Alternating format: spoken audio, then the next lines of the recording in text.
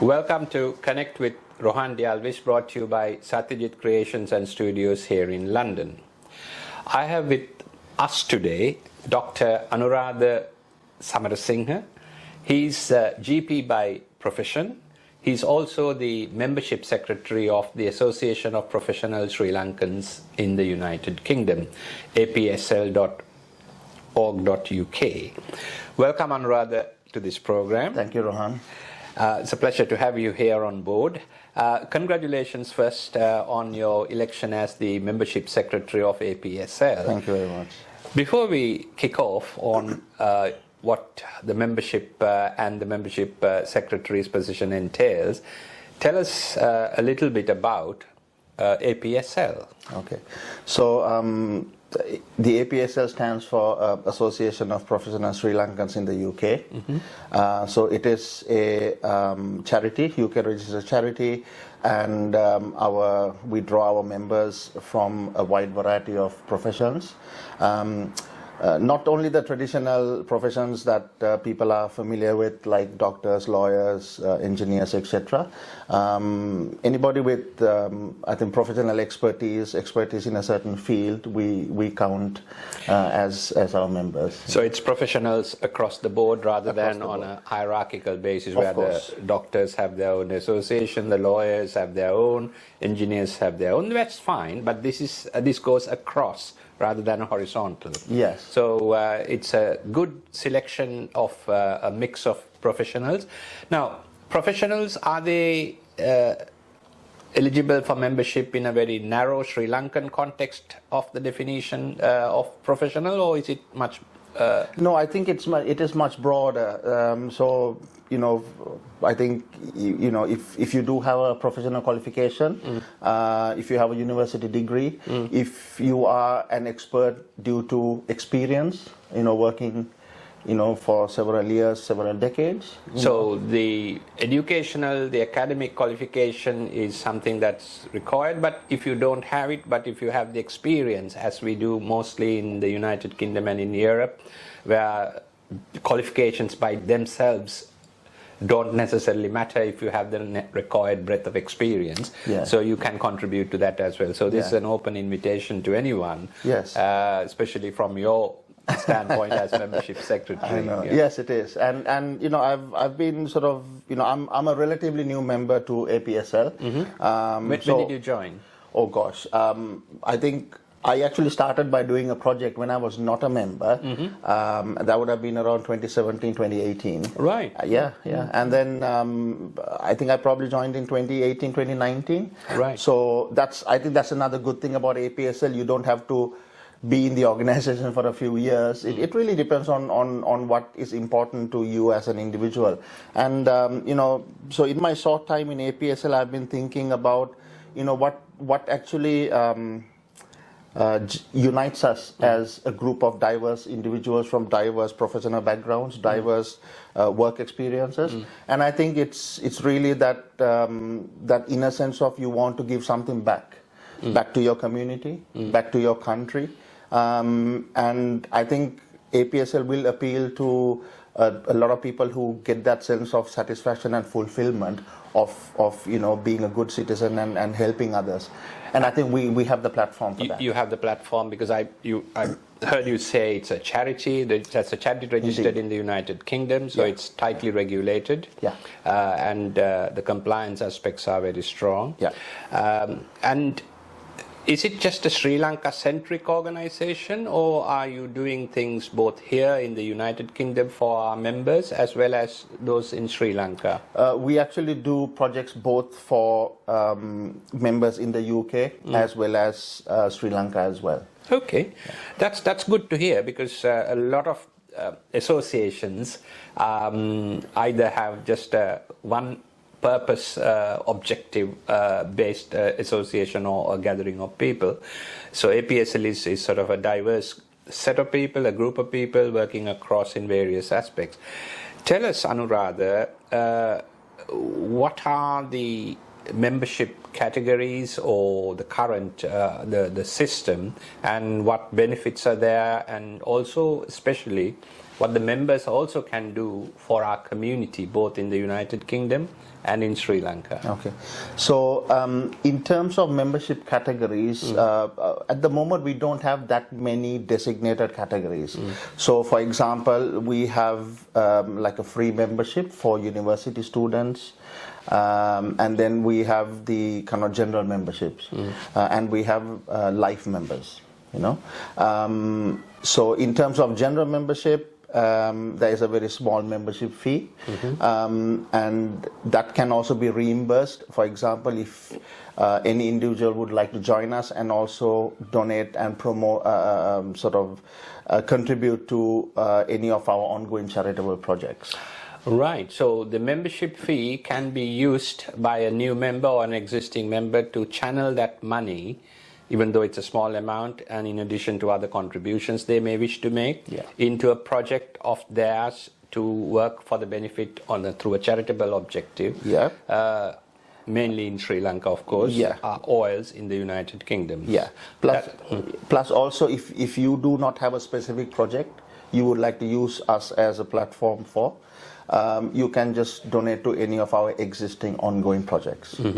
So tell me a little bit about the existing projects that you have that are running in APSL. Yeah, so I think our active projects, we have the scholarship scheme for underprivileged children. So underprivileged yet academically gifted children. This is in Sri Lanka? This is in Sri Lanka. I believe we have just over 100. I think it's more than that. Yeah, exactly. I'm not familiar with the figures, but we have over 100 children that we are sponsoring, right through from primary school up to end of secondary school, so up to A levels. Right. So it's the primary and secondary education where the state does not offer scholarships. Yes. Because I think once you qualify from your A levels, you went to Mahapala and other. There are certain, exactly. Yeah, so APSL scholarships are from grades 1 to A level. Yeah. That's a very good thought process, and because that's an area that where people do not necessarily on a organized basis provide assistance to children. So so let me try and understand. So if I want to sponsor a child in their education through the scholarship scheme, what would me or the viewer have to do through APSL to make a regular payment? Okay. Can you explain that? Explain it? Yeah. So it's very straightforward. If you go onto our website, www.apsl.org.uk, right, and if you look at one of the tabs, it'll lead you to the projects that we have. Look for scholarship scheme, and the information will be found there. If you cannot find the information for any reason, you can contact us through the website, and then we should be able to help you. Yeah. So what are the other projects that they... Okay. So apart from that, in terms of charitable projects in Sri Lanka, we also run the Cancer Relief Fund. So that is another project that we have regular contributions for, or we have one-off donations for, or we have regular sort of annual, for example, rather than monthly donations. So we have linked with multiple cancer hospitals in Sri Lanka, and we have linked with their cancer societies, right?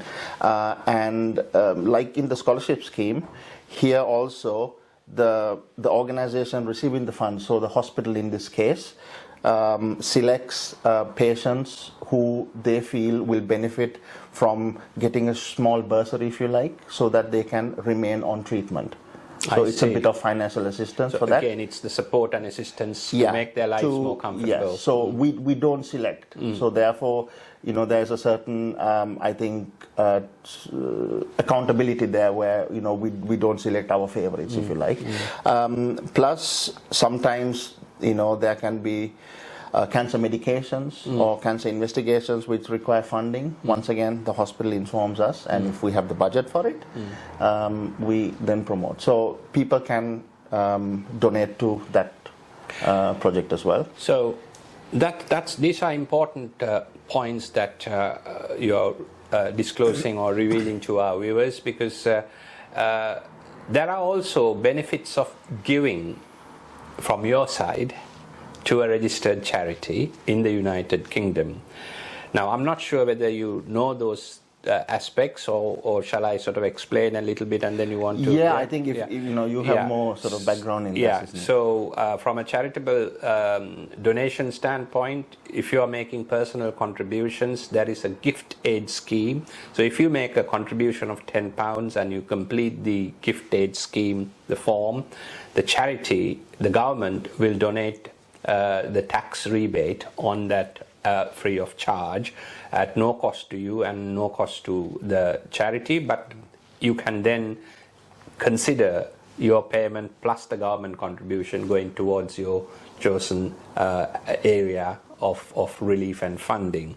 But on the other hand, if you run a business, from your tax, you can deduct the amount of contribution your business has made to a UK registered charity, in this case APSL.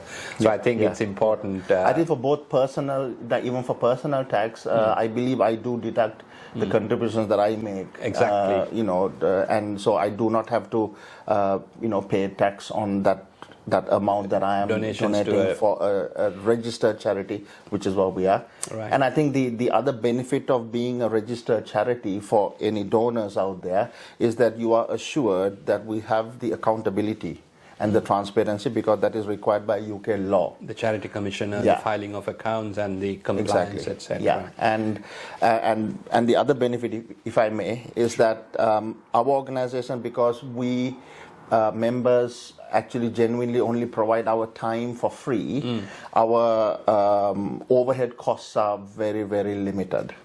Overhead costs. So the vast majority of every pound that you donate to us goes directly to charity rather than getting used up in administrative expenses. That's another important, strong point you made, because many UK registered charities, not all, even though they may be direct action charities, from the pound, for each pound that one contributes to a charity, like even 20 to 25% or pence in the pound will go towards administration and management and administration, which APSL doesn't do. So it's only a 1 or 2 pennies, possibly with bank transfer charges, etc., that will go towards. Right. That's cost of websites and things like that. Sure. It's a minimal admin fee. Okay. So, Anuradha, tell us a little bit further about your thought processes in the APSL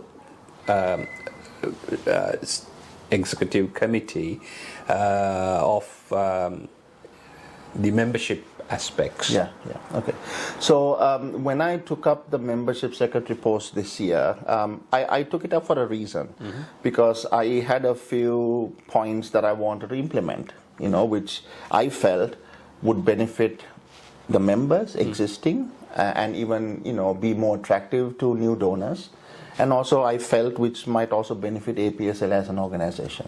Okay, so obviously these are only ideas and they need to be approved. So of course the formalities, the executive we committee are and all of that. Democratic absolutely society. But I kind of really wanted to suggest some changes which I felt would I think enhance and make more clear what the benefits are for anybody who's joining or who's already an existing member. Okay, so I think one, walk us through.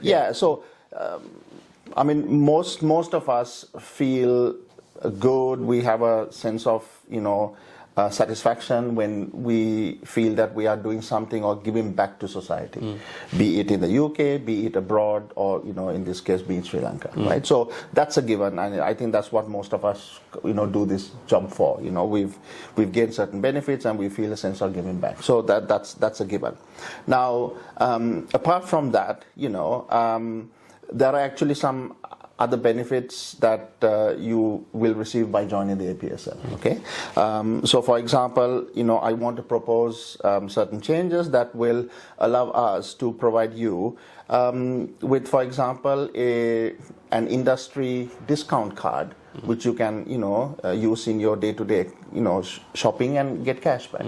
So actually that is not a massive amount of money, but I think it will make a difference, and it'll, I think, certainly reduce the kind of perception that this is a costly thing to do in order to give something back to your community. So it doesn't have to be that. Yes, number one.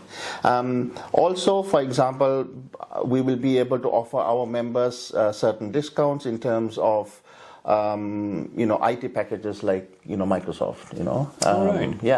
If you join us, right? Also, you will have free access to all our events and discounts to the funded events and social events of APSL. I see. Just for those who are interested in knowing, what are the tangible benefits, these are some of the changes that I want to propose, and if approved, will sort of come online.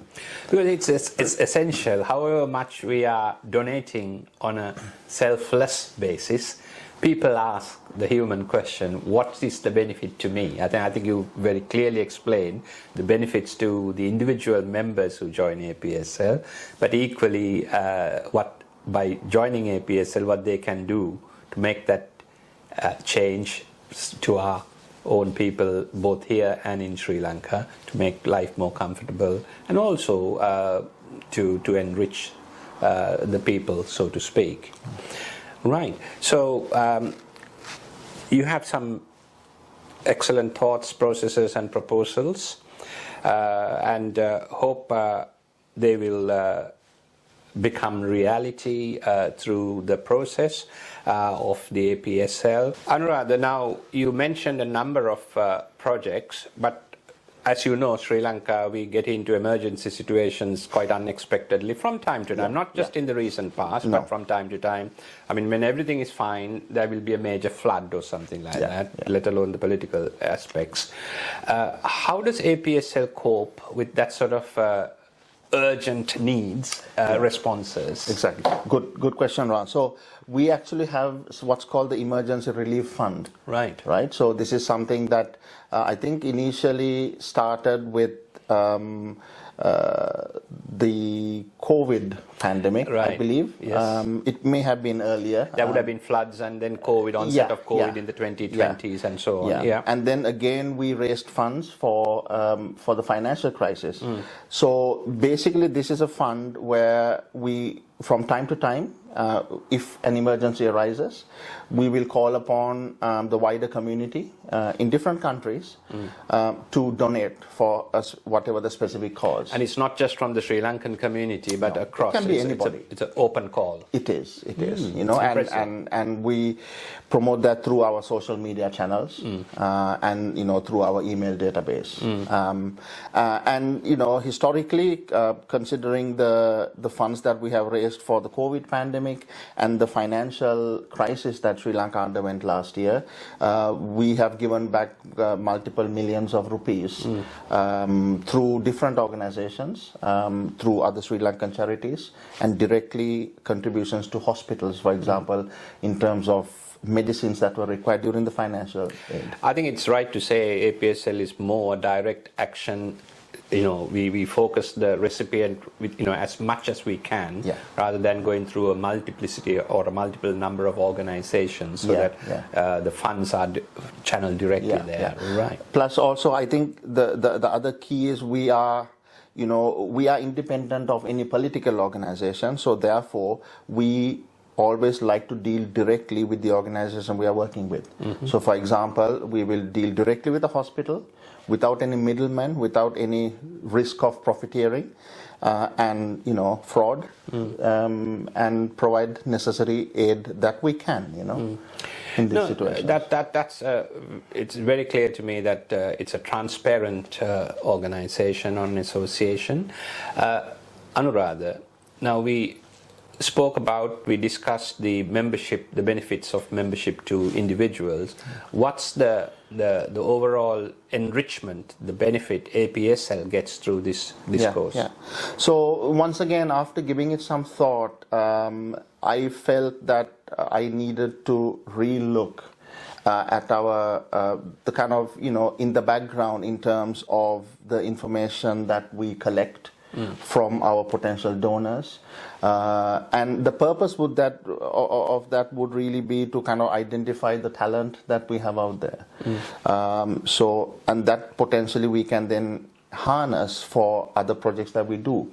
For example, if we finding talent to help us with other projects like asking the expert, we Sri Lanka, things the like reconciliation, that. we Sri Lanka project. Yeah. So just to interrupt you there, just to add something, I think it's important that to let our viewers know that this channel, Satyajit Creations, if you go to their YouTube channel, you could see a number of specific area-specific interviews with the project leaders of APSL, in we Sri Lanka, the Emergency Relief Fund, the scholarship, APSL scholarships, and other joint venture projects. Solar Village project. The Solar Village project, which is a Surya Gammana project, which is really a rapidly growing area of within APSL, and many more. So they are all.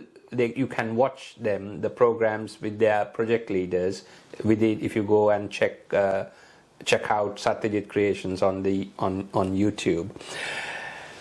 Right. So I was going to say, Anuradha, you are highly energized. You're looking forward to making some change, but you also, before you joined, you did a lot of voluntary work, including for APSL. Have you been in the voluntary sector? I know you're a medical doctor and all of that, but been involved in the voluntary sector for a while? I think, I mean, I'm my sort of... Do you have sorry to interrupt again, but have you had a life in Sri Lanka, or is it just a UK person? Yeah. No. So, I went to school in Sri Lanka, right. So, DSA Naga College. Right. And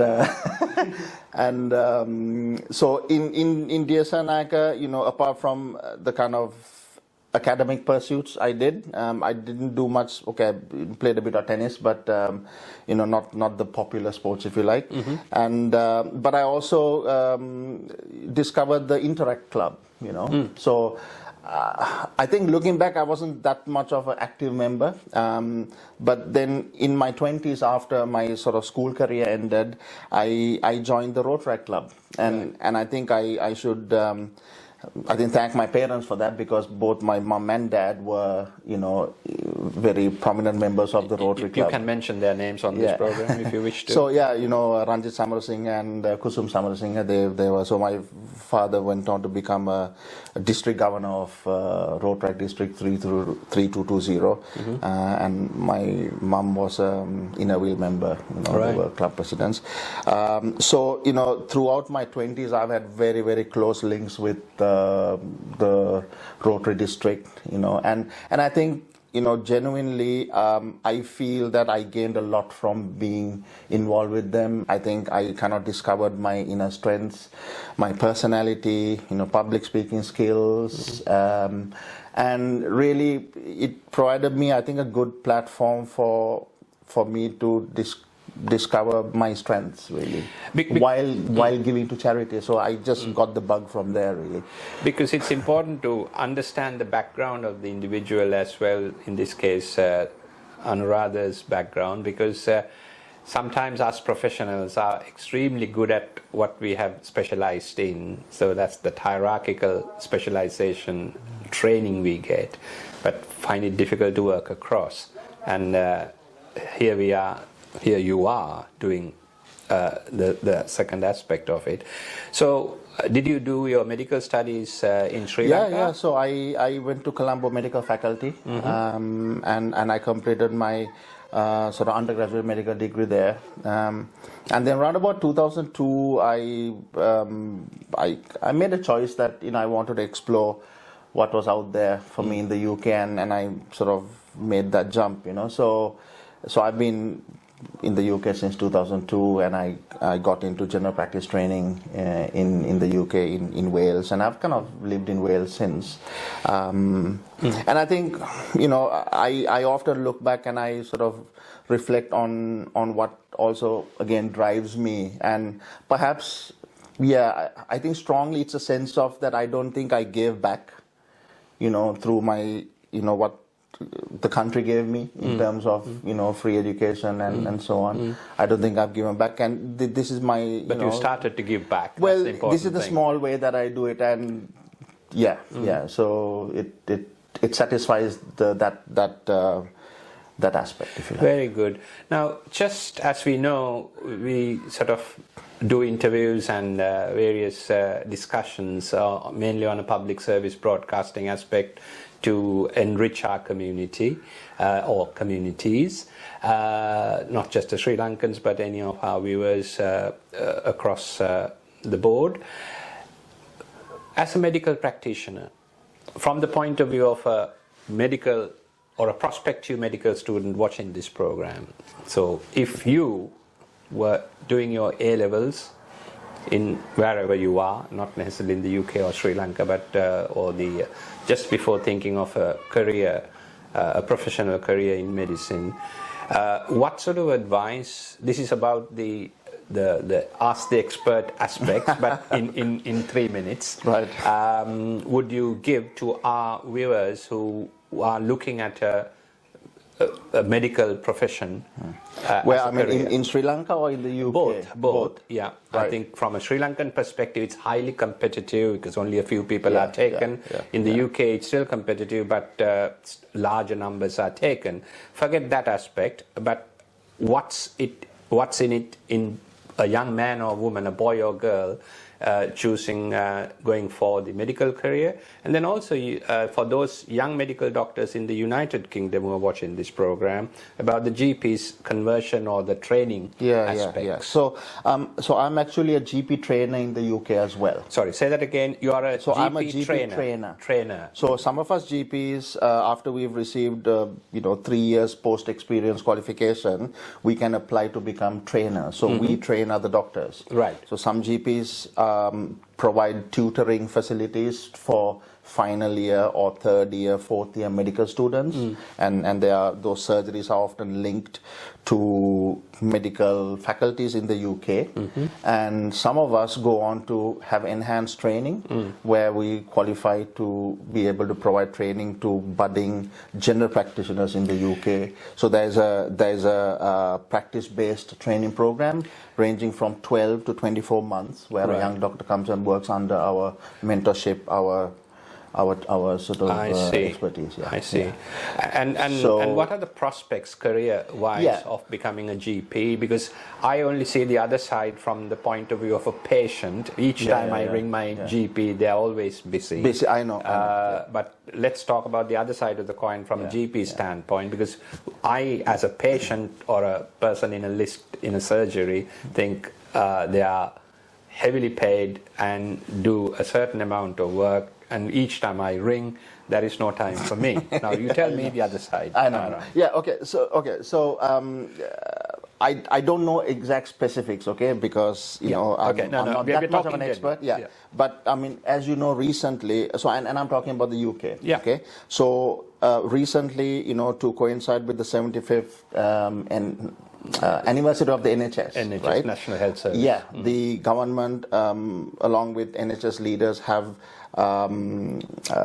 put out the kind of 10-year plan for recruitment. Okay, so I believe the aim is to try to increase the number of general practice places, by so many thousands. Okay, so over the next few years, there's going to be a lot more medical school places that students can enroll in. Now, putting on my GP tutor hat on, and going back to your first question, what is the advice I can give you? Yeah. Okay, for students. First of all, I think personal attributes. Okay, you have to want to do this career. Okay, The commitment. the commitment to care for people, the commitment to want to help somebody's health, the idea of helping somebody when they're at their worst, in terms of their health. Okay, that is the number one satisfaction. If you don't have that within you, you will find this a tough career, I feel. So in a way, I think all students, whichever country you are, Sri Lanka, UK, wherever, you need to look within yourself and ask, am I that kind of person? Do I have that calling within you? That's the first thing. That's very important. That's the first thing. Because if you don't have that platform, you cannot, it's harder to learn how to develop that empathy and that so on, okay? It can be done, Yeah. but it's a little bit harder. So you've got to really have a good idea about yourself, number one. Number two, you get the right guidance from your schools, from your educational counselors. And you have to study hard, you have to work hard, you have to put in the time. Okay, in terms of UK recruitment, they are looking at people not only who are aware of the sort of subjects. They assess your ability to think critically, to analyze, situational judgment, all those, application of your knowledge. So during your A-level years, get the right work experience, get the right exposure to volunteering, for example, so that you can start to understand how to apply what you're learning in school. It's really important. I think for somebody in school, I think those are the critical things. Do you have the right personality for it? Do you see yourself in that role? Even if you are not sure about your personality, do you see yourself in that role? Do you feel that will drive you and that will energize you? Because you need something to feed you. And then you got to work hard. It's not a career where you can just breeze through. You got to work hard. And the concept is, you've got to be prepared to put that learning into practice in order to, be able to critically analyze and so on, because that is what you are being assessed on during interviews and so on to get into medical school. Once you do, then the medical school career will support you, and I'm not really the right person to talk about that. No, but that's really valuable information, Anuradha, you're sharing with us, especially prospective medical doctors as well as prospective GPs, the junior doctors who are in the pipeline. Now, with all your 360-degree work aspects, practical aspects, do you have time to relax? I do. What do you do? Well, right. I think I do enjoy sport, and I think I love the outdoors. So I'm really sort of I think blessed to be living in Wales, because all the lovely. Unlike us here in London. Well, I'm sure there are lovely places in London, but the kind of great outdoors, mountains, beaches, everything, they are just roughly about an hour away. So I think that really energizes me, gives me time to relax. I actually enjoy staying fit when I have the time. Don't ask me about motivation, okay? But I suppose like everybody else, I enjoy listening to music, TV, movies, so all those things in my spare time to energize myself. But actually also, thinking about how, I can, work for APSL and project ideas. I think these things also tend to energize me as well. So, but yes, we do need to balance our time, Very good, and thank you, Anuradha, for sharing those valuable insights into the APSL's activity, the membership activities, as well as what I call career advice and guidance in general to our A-level students, as well as newly qualified doctors who want to be GPs, etc. So thank you so much once again, Dr. Anuradha Samarasinghe. Appreciate you taking the time today to spend a good 30 to 40 minutes with us here Thank today. you. Thank Very you. much. And if I may kindly say so, I would like to invite you to join APSL.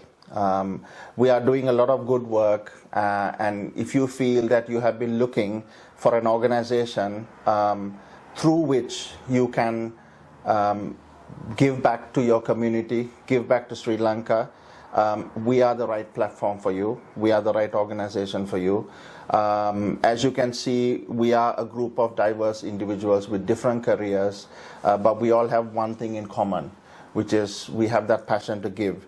I want to hear from young students, university students, newly qualified professionals. I think we need your voice.